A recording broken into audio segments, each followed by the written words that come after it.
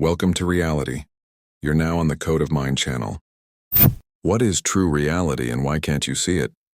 You wake up, open your eyes, look at the walls, the ceiling, the people nearby, and believe that this is the world. But inside, something doesn't match up. You do not feel presence. Your fingers touch objects, but the tactility does not give a sense of life. You eat, but do not feel the taste. You speak, but the words do not resonate. And here the first question appears: is this definitely reality? Or is it its copy? Modern neurophysiologists admit, your sensations are not facts. They are interpretations by the brain, created on the basis of electrical impulses, not an objective picture. You do not see the world directly. You see a projection, processed, tailored to your model of perception. Your brain is an editor, and it edits everything that seems real to you. In 1999, neurophysiologist Christoph Koch conducted an experiment where subjects were shown two almost identical images, but with a tiny distortion. The brain did not notice the difference, but when the image was swapped abruptly, the brain's alarm zones activated as if the perception system itself was screaming, "Error, mismatch." This phenomenon is called change blindness. You do not see the substitution until it becomes obvious. Now ask yourself, how many such substitutions are already in your reality? Distortions can be everywhere. In the words you hear, in the news you read, in gestures you perceive as the norm, even in memories that change every time you return to them. You live in a world where reality is rewritten in real time. Now imagine that the reality you live in is just a layer, like wallpaper applied over concrete, like a graphical interface on a screen hiding the real code.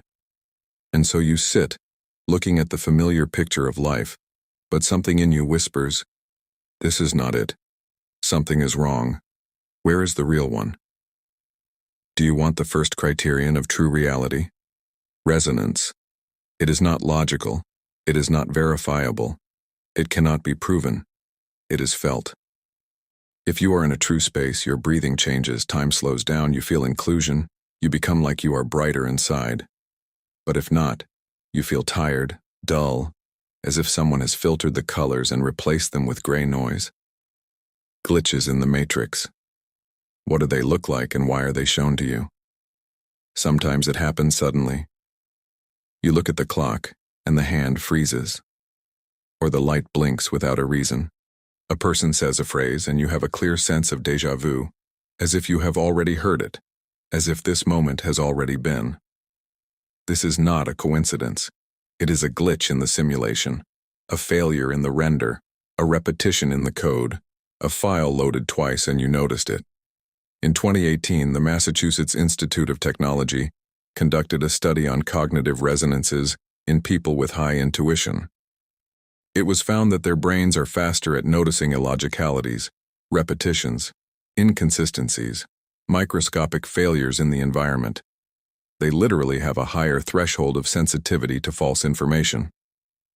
Example, you are standing at a cash register, the cashier says something and you suddenly have a strange feeling that you are in a scene, that you are remembering, not living, as if it is a fragment, a piece of code. You see that everything around you is arranged too perfectly. Bottles are at the same angle, people move in a given rhythm like props on a movie set. This is the second clue. True reality is not sterile. It has flaws, chance, liveliness. If everything around you looks like an ideal facade, it means it is a decoration, and someone is turning on a scene for you in which you are meant to believe that you are living. Look at advertising, news feeds, coincidences in content when you thought of something, and it immediately appeared on the screen. These are not just algorithms. This is a reflection of the simulation. A pulsation of code reacting to your attention because in a distorted reality, everything is built around your focus. You look, and the object manifests. You turn away, and it disappears. So, where is the boundary? How to understand if you are in a true moment or still in a decoration? One of the key signs is silence.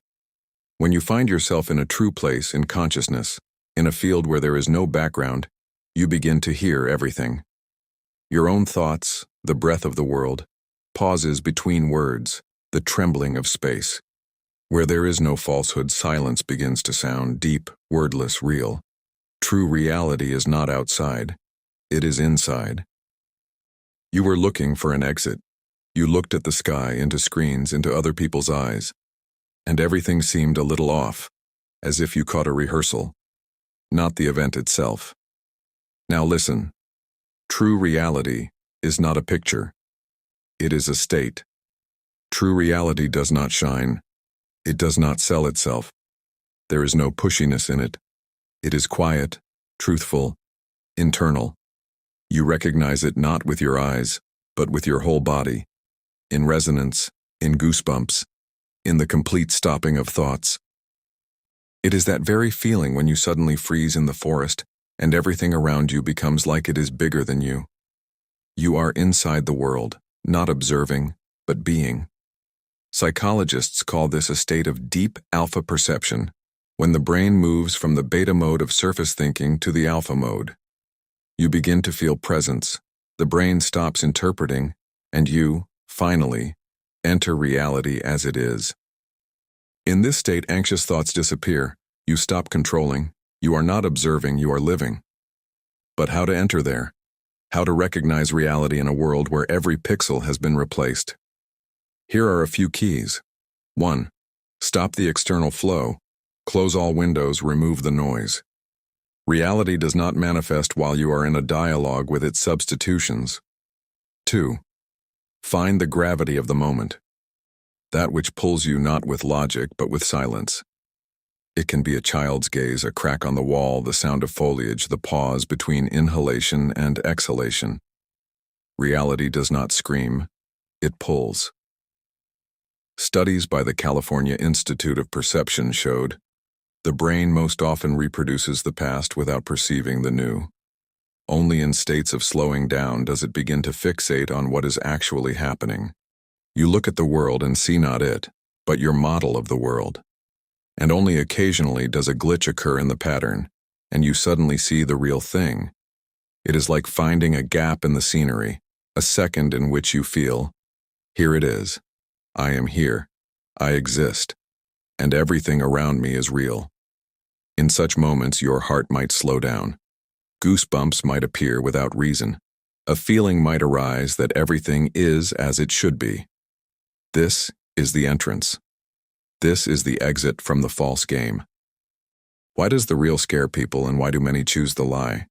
You saw, you felt, you almost entered, and suddenly, panic. Your heart tightened, thoughts began to spin. You ran back into the familiar. Do you know why? Because true reality requires responsibility, and a false one does not. In a distorted world, you can write everything off on the state, parents, bad karma, retrograde Mercury. In the real world, there is no one to blame. You are the assembly point. You are the source. There are no guilty parties there. There is only you and your choice. Neurobiologists proved that the human brain resists the unfamiliar, even when it is beneficial. This is called cognitive inertia. Your brain chooses old patterns because they are safe, because in them you have already survived. Even if reality beyond is cleaner, stronger, you subconsciously choose the old, because there is no unknown there. That is why awakening is pain. The entire old identity system collapses. You are no longer a victim, you are no longer a citizen, you are not even a good person. You are a stream of consciousness, you are a mind and a body, you are awareness. And it is frightening. People flee into TV series, into social networks, not because they are fun, but because there is projection there. Everything is familiar there. There is no risk of seeing oneself without a mask. In 2022, the Harvard Institute of Behavioral Psychology published a study indicating the most frequent fear in modern people is silence and loneliness, because in silence they hear themselves real, without filters, without roles, without scripts. True reality does not play your games, it does not comfort, it does not entertain, it simply is. And if you choose it, you can no longer be like everyone else. You will start to see people avatars. You will feel who nearby is alive and who is empty. You will begin to notice where they speak according to a script, and where, from the soul. And yes, this can be lonely. But in this reality, you are finally free. You do not have to pretend. You do not have to be convenient. You simply are. And the world responds not to your mask, but to your presence. How to live in the real world when the world is a simulation. You saw, you realized, you learned that the world is not what it seemed before. And now, what next? The biggest mistake of those who have awakened is the attempt to explain reality to others. You rush in with facts, links, enlightenment, and you get a solid wall in return. Do not waste energy on those who are not ready yet. Awakening is not a call, it is a frequency, and you will only be heard by those who sound on it. Studies show, a person forms a stable new neural network only after practice for 66 days. If you want to embed a new perception, you need to anchor yourself in the new assembly point and do it every day. What does living in the real mean? Not to play along, not to live according to expectations, not to enter a script written by someone else's mind, and not to prove your reality to anyone. True reality is you yourself in the moment, without embellishment, without drama, without noise. When you are awakened, you stop reacting automatically. You do not argue. You do not get irritated at the news. You do not lose yourself in roles. You observe. And from this point you can rewrite everything, your body, your life, your path, even this world. Within a Stanford experiment on the conscious projection of the future, subjects who held an internal image of reality for more than 20 minutes a day completely changed the patterns of their lives after 3 months. This is not mysticism, this is neurophysiology. You change perception, and your reality bends to you. Therefore, do not cling to the old. Even if people leave, even if everything breaks, you are simply moving layers. You are already in a different reality, and this reality waits for you to start acting from the new point without old fears. To hold your ground does not mean to fight. To hold your ground means to be yourself every day, without theater, without the need to be understood, simply to be alive, true. And the world will begin to rearrange itself because now it looks into you. Thank you for being with me on this channel. I wish you the best possible branch of reality. Subscribe to the channel. See you in the next video. Take care.